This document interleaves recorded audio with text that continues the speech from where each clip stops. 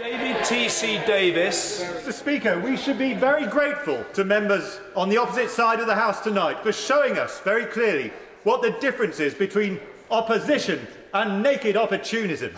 Because what we've heard tonight, Mr. Speaker, what we've heard tonight is we've had more naked opportunism than you would get at a convention of lap dancers, quite frankly. Mr. Speaker, the honourable members know perfectly well what the problem is because they caused it. It is a debt of £1 trillion. It is a debt that doubled long before the banks crashed. It is a deficit of £168 billion a year. That is the problem that we currently face. None of us, on any side of the House, wish to. I will give way once and only once. The honourable lady had better consider whether it wants to be heard. None of us on any side of the House wish to penalise students. But students join a long list of people, Mr. Speaker, who are lobbying us at the moment. The police, the armed forces, pension holders, equitable life holders, people with infected blood. They and many others all have a very good case. And to all, we have the same problem. We simply don't have the money because, as the former Chief Secretary to the Treasury said, the money has all gone. Will the honourable member give way?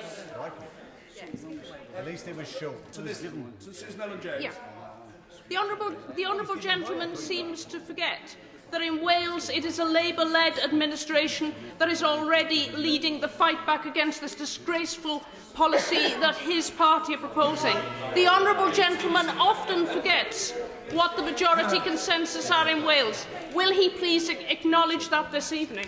The honourable lady and I are both well aware that the Welsh Assembly Government had nothing to do with the £1 trillion debt, and I shall make it my business to ensure they never do have any responsibility for that. Mr. Speaker, the NUS would do themselves a bit of a favour if they gave a few lessons to their students themselves before encouraging them to negate their own life chances by bunking off school. They should tell them about the £1 trillion debt. They should stop scaremongering and tell them that nobody will pay a penny up front. And it's worth making that point again and again, because when I went into Monmouth Comprehensive recently, those pupils who'd taken time off from school were not all aware of that fact. Nobody on this side of the House or anywhere else wishes to penalise people who want to go to university. That's why there'll be no fees up front. I say it again. And not only that, but we will not expect anyone to pay back a single penny until they're earning £21,000 a year.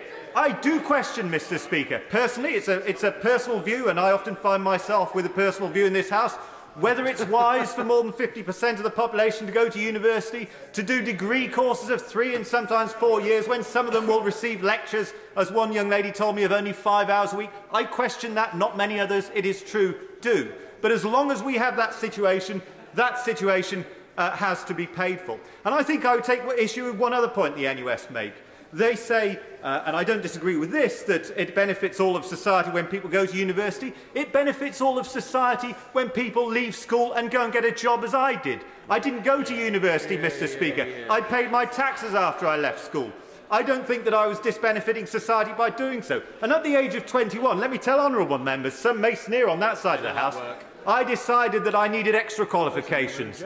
I went off and I got a heavy goods vehicle licence. It cost me £1,000 of my own money in 1992, and that was a lot of money. And, Mr. Speaker, because it was costing me a lot, I made sure I turned up on time. I made sure I didn't have a hangover. I made sure I worked hard for that 2 weeks because I knew that nobody was going to help me out if I failed.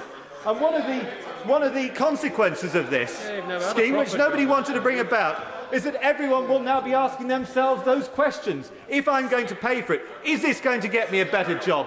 Can I afford to go out to the student union bar tonight? Can I afford to miss that important lecture? Because at the end of the day, this is my money, not just taxpayers' money. And I think that that is a very important point. But the reality is, Mr. Speaker, none of us wanted to see this happen. This has been forced upon us. And this government, this coalition government, is made up of people of many, many differing political views. Let's not pretend otherwise.